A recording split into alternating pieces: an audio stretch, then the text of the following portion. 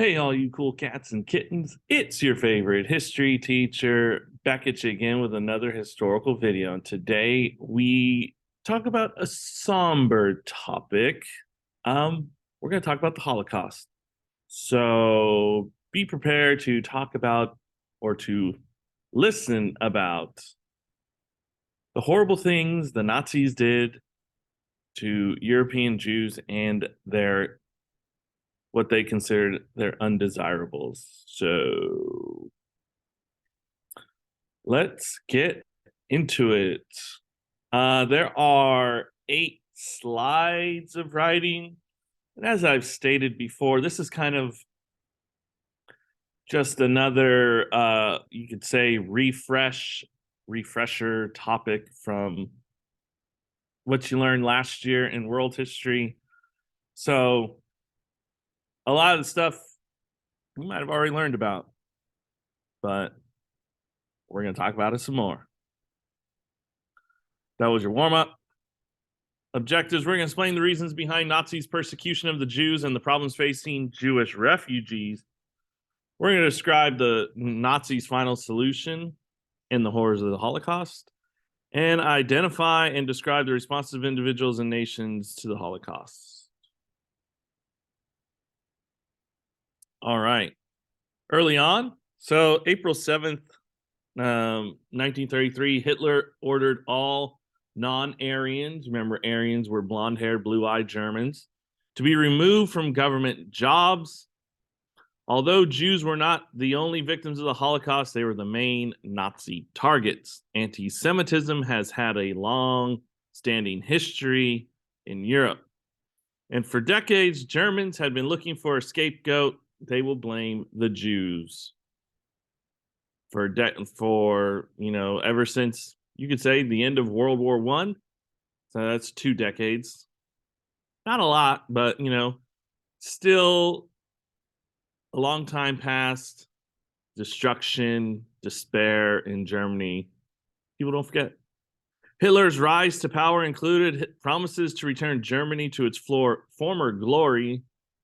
If you remember, Hitler called it the Third Reich. The Second Reich was that formed of Otto von Bismarck in the late 1870s.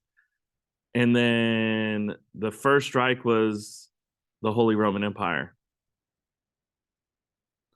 Hitler found that his support grew for blaming the Jews for Germany's economic problems and their defeat in World War I. He again said that Germans belonged to a superior race, and the Aryans, which he cited in German folk tales and music. So as the Nazis threatened their hold on Germany, the persecutions of Jews increased in 1935. Test question. Nuremberg laws stripped Jews of their German citizenship, jobs, and property. I believe they also, Germans could not marry Jews. That was against the law. And I think Jews, well, obviously, they couldn't be teachers. So they lost, those are jobs. But they also had to wear a bright yellow Star of David attached to their clothing so the Nazis could identify them easier. And then another test question. November 9th and 10th, 1938 became known as Kristallnacht, or Night of Broken Glass, where Nazi stormtroopers attacked Jewish homes, businesses, synagogues across Germany, Austria, and recently added Sudetenland and Czechoslovakia. The Nazis claimed that the attacks were a spontaneous reaction to the assassination of a German Nazi official by a Jewish teenager. Nazi officials, however, will encourage the violence against the Jews after the fact. So during the rampage, thousands of Jewish businesses and places of worship were damaged or destroyed. 100 Jews were killed and hundreds more injured. 30,000 Jews were arrested, and the Nazis will blame them. The Nazis will blame the Jews for the destruction and fine them 1 billion marks. I don't know how you fine a people of certain countries, but that aren't German, but apparently you can, and they did. Don't know how they got the money though. Here are some I searched up Nuremberg laws, and this is what I found. Again, Jews wearing the yellow Star of David, Night of Broken Glass, quite literally broken glass, and a synagogue on fire. Not welcome here, there, or anywhere. Kristallnacht marked the increase in the Nazis' Jewish persecution and sent a clear message to those Jews still in Germany. So over 100,000 Jews managed to leave in the months that followed, but many still had trouble finding countries that would accept them. Many Nazi laws left many German Jews without money or property, and most countries were unwilling to take in poor immigrants. France had 40,000 Jewish refugees, and they didn't want any more. The British were worried about fueling anti-Semitism in their country. They refused to accept more than 80,000. And if you recall, the British also controlled the Palestine Mandate, part of which will later become Israel. 30,000 people were allowed to settle there. And 100,000 refugees were admitted to the U.S., including Albert Einstein, among other persons of, what they say, they had like, I don't know, it was like excluded persons of interest or something weird like that, and Albert Einstein was one of them because he had a talent. Many Americans, however, wanted the door closed on letting immigrants in. As we know, nativism, isolationism, they don't want to be involved in Europe's problems. They were worried that allowing more refugees during the Great Depression would deny jobs to U.S. citizens. They also believed that it would threaten the economic recovery of the nation by letting in poor immigrants. FDR was sympathetic, but unwilling to hurt the future of present American citizens. Didn't want to damage their hope. Official Jewish indifference of the situation was clear in the case of the ship, the St. Louis. This German ocean liner passed through Miami, Florida in 1939. Although 740 of the liner's 943 passengers had U.S. immigrant papers, the United States Coast Guard followed the ship to prevent anyone getting off in America. That's sad. Again, we are a nation of immigrants, right? The ship would be forced to go back to Europe. And then later it is found out that over half of those passengers were killed during the Holocaust. Let that sink in. I searched up German refugees. As you can see, they're in Portugal. This is the St. Louis, the ship. All right. So in 1939, only 250,000 Jews were left in Germany, but other countries in Europe that Nazis had occupied had even more. He being Hitler. Hitler was obsessed to get rid of all Europe of its Jews, so he imposed what he called the final solution. The final solution rested on the belief that the Aryans were a superior race and that its strength and purity must be preserved. To do this, the Nazis condemned the Jews to slavery and death, as well as other groups as they viewed inferior, unworthy, or enemies of the state. When taking power in 1933, Nazis focused on silencing their political opponents, communists, socialists, and liberals, or anyone else that spoke against the government. Nazis also targeted Germans whom they found unfit to be part of their master race, homosexuals, the mentally ill, the physically disabled, and the incurably ill, like cancer. Hitler began implementing the final solution, FS, final solution in Poland, with special Nazi death squads called security squadrons, or SS. The SS would round up Jewish men, women, children, and babies and shoot them on the spot. Jews were also ordered into dismal, overcrowded ghettos, segregated Jewish areas in Polish cities. They were sealed off the city with stone walls and barbed wire. Those who tried to leave were shot. Life inside the ghetto was miserable. Scarce food, disease spread quickly in the cramped conditions, and many Jews became ill. The bodies of the victims of the death squads were piling up in the street faster than they could be removed. Factories that were built alongside the ghettos where people would be forced to work for the German industry. In spite of these horrible living conditions, the Jews still hung on. Some formed resistance movements while others resisted by other means. They would be publishing and distributing underground newspapers. They had secret schools for Jewish children, and theater and music groups continued to operate against these Nuremberg laws.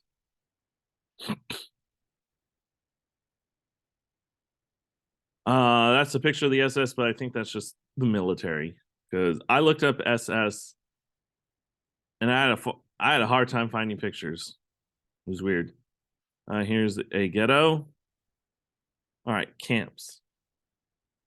So finally, Jews in the communities had not reached the killing squads, were dragged from their homes and herded onto trains or trucks for shipment to concentration camps. Families were often separated. Nazi camps were originally set up to imprison political opponents and protesters. The camps were later turned over to the SS, who expanded the camps and used them to house other undesirables. Life in the camps were a cycle of hunger, humiliation, and work that almost always ended in death. Prisoners were crammed into crude wooden barracks that held up to 1,000 people each. They shared their crowded quarters, meager meals with rats and fleas. Inmates in the camps worked from dusk until dawn, 7 days a week, or until they collapsed. And those who were too weak to work were often killed.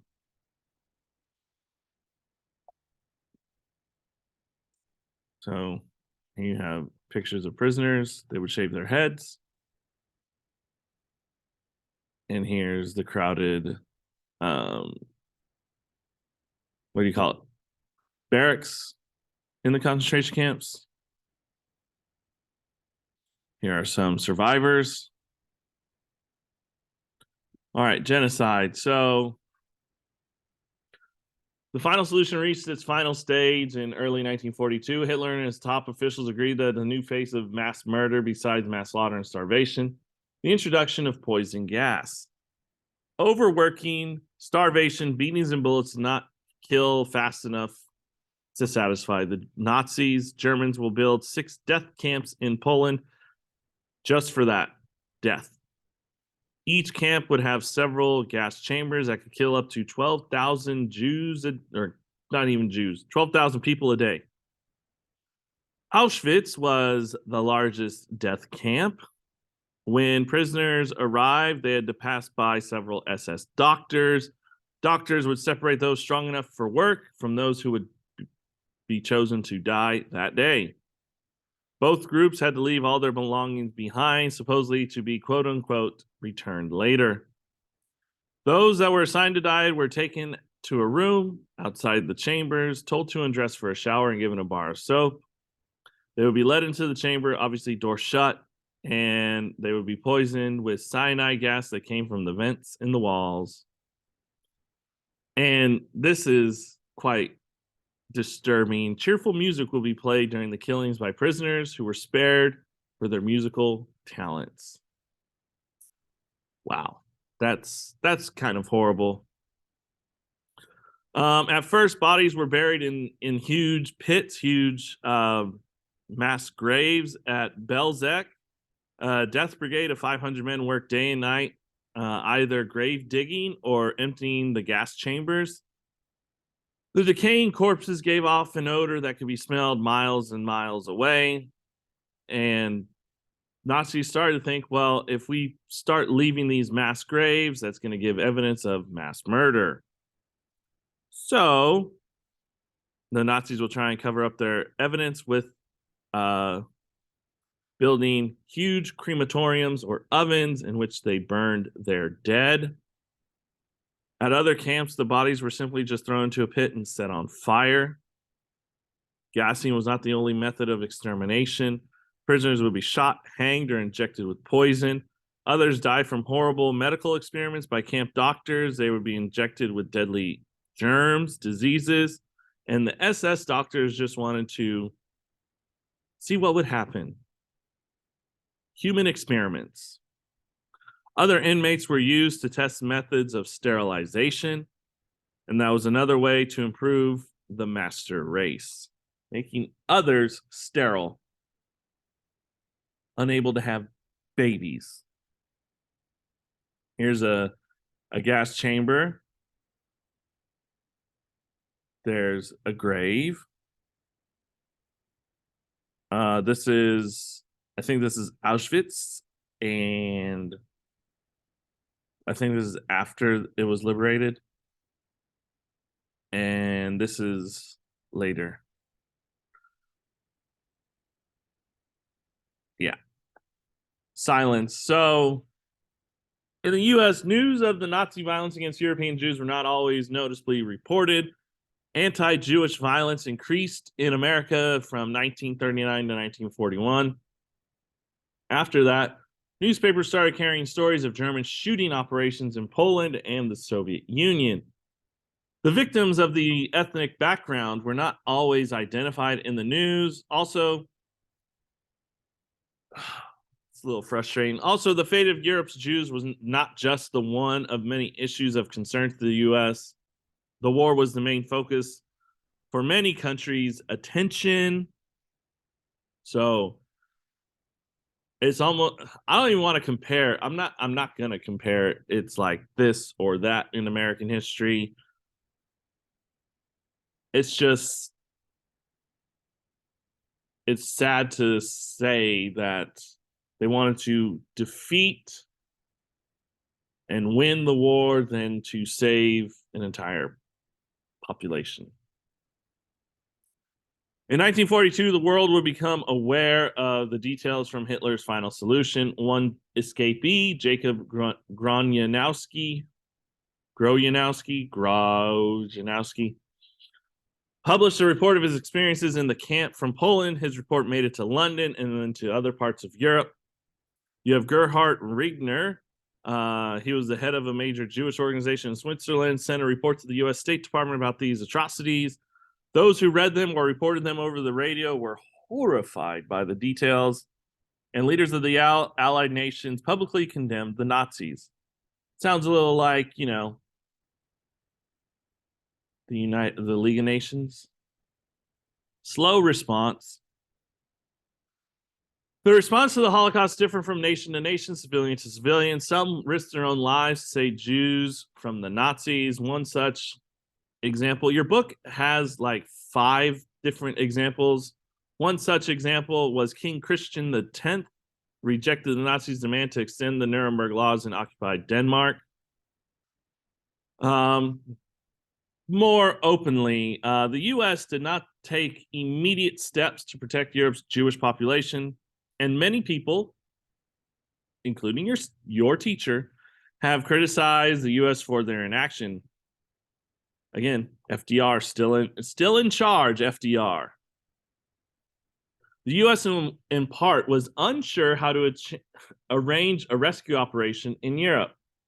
They were unsure of the outcomes and what might come from it. It wasn't until January 1944 when FDR announced a war refugee board to have them figure out how to rescue thousands of Jews in Hungary, Romania, and other parts of Europe. Notice it doesn't say Germany or Poland, where they were mostly. Some Jewish organizations received reports of the atrocities and proposed bombing out the Auschwitz death camp. The U.S. War Department refused because, again, they were uncertain of the results, what was to come from it. They explained that they were not able to carry out a bombing raid with such accuracy. So they argued that the best way to help the Jews was to end the war quickly. And the War Department believed it should focus exclusively on targeting military facilities, military targets, instead of death camps where, true, you do see that, you know, innocent Jewish civilians or any other person who's innocent in the death camps would be collateral damage if they were bombed. True, but again, you have D-Day, you have D-Day hadn't happened yet. You have the island hopping that we'll later talk about in the Pacific. There were possible ways to do this. Is it just because of FDR's inaction, or they just didn't want to help? That's the real question.